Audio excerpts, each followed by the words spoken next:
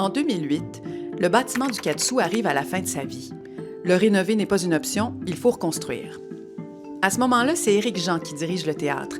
Très attaché au lieu et à Paul Bussonneau, lui et son équipe se donnent une mission, préserver le plus possible ce qui appartient à l'ancien Quat'Sous. Mission accomplie. À votre prochaine visite, si vous regardez bien, vous verrez que certains meubles ont traversé le temps. Mais tout ce qui a survécu n'est pas nécessairement visible.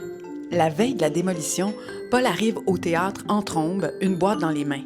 Il demande à être seul. Une fois dans la salle, il invite Jacob, le gentil fantôme du Quat'Sous, à entrer dans la boîte.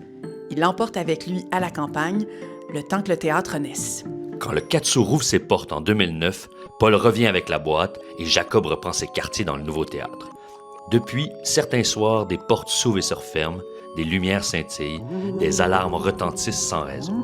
On se plaît à imaginer que c'est Jacob qui se manifeste, mais aussi Paul qui repasse nous voir de temps en temps, que Claude Léveillé fredonne doucement quelque part et que Jean-Louis Millette veille en coulisses sur les interprètes.